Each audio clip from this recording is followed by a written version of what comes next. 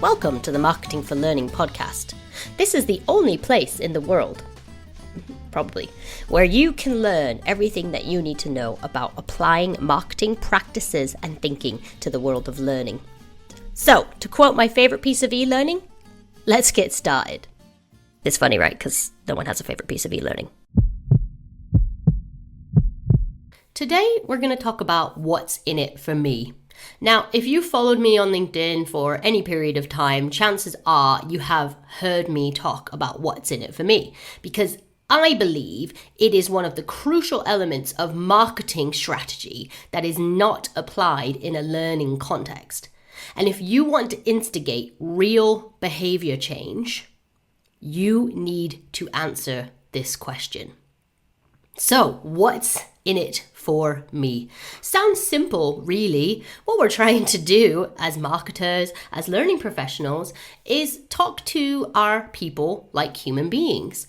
And because of that, we need to take some time to really understand who they are, what their drivers are, what their emotional drivers are, what their wants and needs are, what are their hates, what are their pet peeves, what are their likes, what are their dislikes. But most importantly, we need to begin to understand what benefits they will reap from giving you one of their most equitable resources, their time.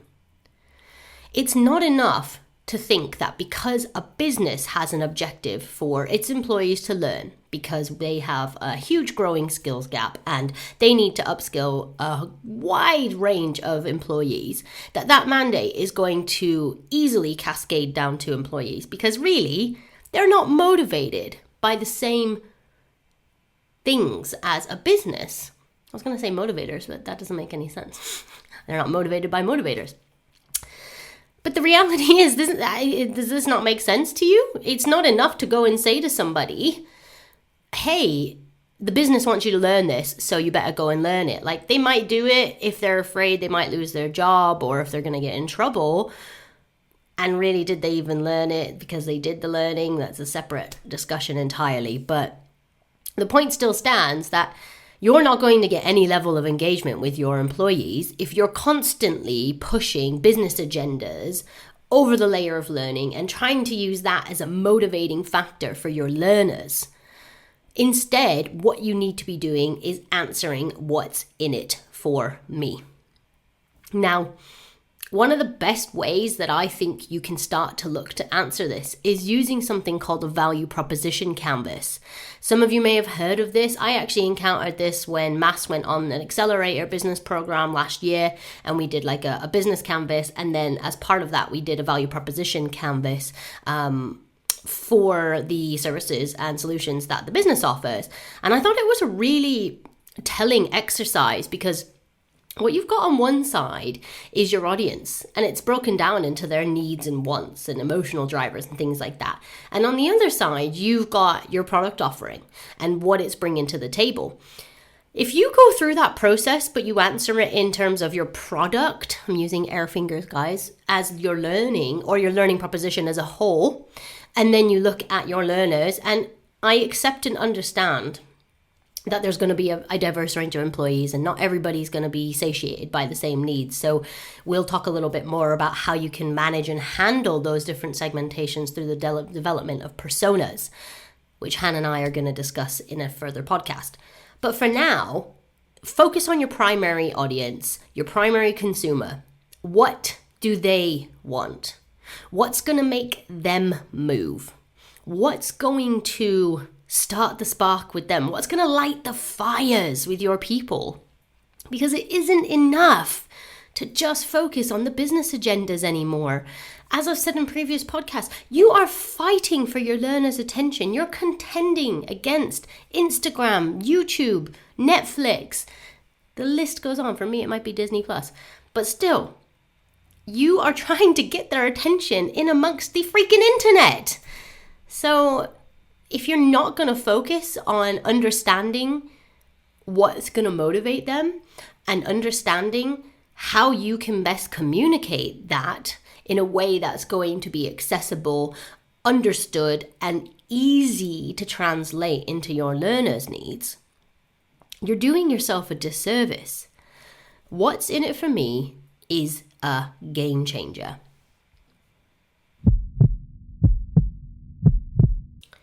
So why is what's in it for me a game changer? Well, there's a lot of research out at the moment which suggests that change is hard. Shocker. A recent Harvard Business Review report found that about 3/4 of change initiatives failed or abandoned in most organizations. And that's because there is a huge resistance to change within an organization. People will often prefer familiar situations that aren't great to the pursuit of the great unknown for the potential of something being better. We are naturally fear adverse as people, and generally speaking, humans will go out of their way to avoid pain. So what that means is the pain of change is hard, and the only way to really get buy-in across your organization, if you're looking at getting wider adoption with your learning in general, getting buy-in from stakeholders across the organization. How many times have I had conversations with clients and they make it so clear that managers are a major blocker to learning adoption, because especially in more complex environments like manufacturing or retail, where there's a lot of deskless workers, and so the time to learn is scarce, managers aren't giving employees the time that they need to develop themselves, even if they do want that time. So actually, this is, again, not just applied to your learners. How can you talk and translate your learning proposition into what's in it for me for managers? What are the benefits to managers for them to actually free up time for their employees to learn, for their team to learn?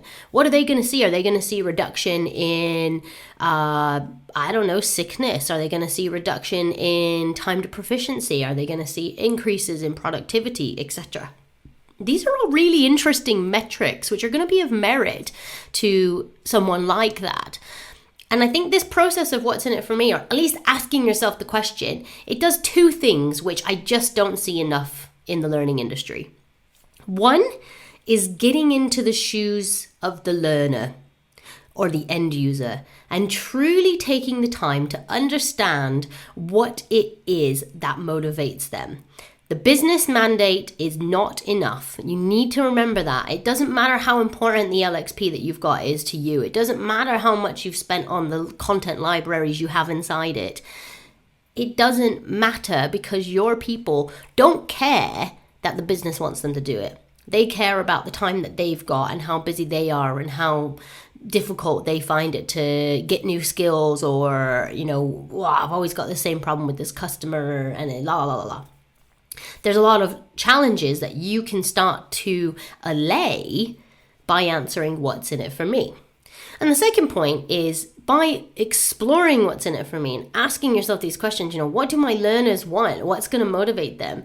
You can then apply that throughout the organization to engage stakeholders and get further buy-in that way too, which is obviously going to help further with learner adoption. So,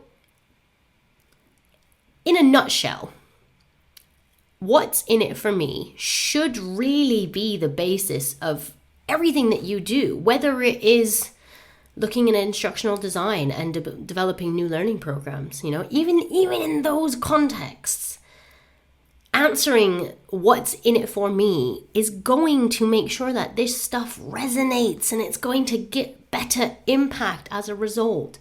If people are connecting to the learning, they're going to enjoy it. They're going to get something out of it. That's a great first step in building a new habit with them.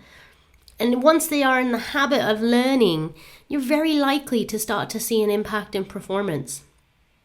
Business happy, learner happy. That's the real end game here, right? How and where to apply what's in it for me? Maybe you think that you should just be using it in learning campaigns or comms efforts, but actually it really should go a lot deeper than that. Like I said earlier, this should really translate into your learning strategy, into the content itself, but it absolutely should be fundamental when you're building out communications for your learners, be that through the LMS, through learning campaigns, or even just push notifications. Even down to simple things like copywriting on your LMS. Like, I've seen a lot of really crummy copy in a learning management system where if you take this course, it will help you. That doesn't answer what's in it for me. You need to use this as the backbone of everything that you do in learning, because your learners are your audience. And if you want to get their attention, and if you want to change their behavior, you absolutely have to align yourself to their wants and needs. What's in it for me helps you do precisely that. So I hope that got you thinking a little bit more about how to really put your learners at the forefront of everything that you do, and not just think about the experience that they're having, but how that's communicated to them and how you can really eloquently share thoughts and ideas with them that help motivate them to learn and to connect with the learning experiences as a whole. If you've liked what you've heard today, don't forget to subscribe. We'll be putting out new content as regularly as possible, as always. And thank you so much for giving me 10 minutes of your time today. Hope you've had a swift brew, and I will see you soon.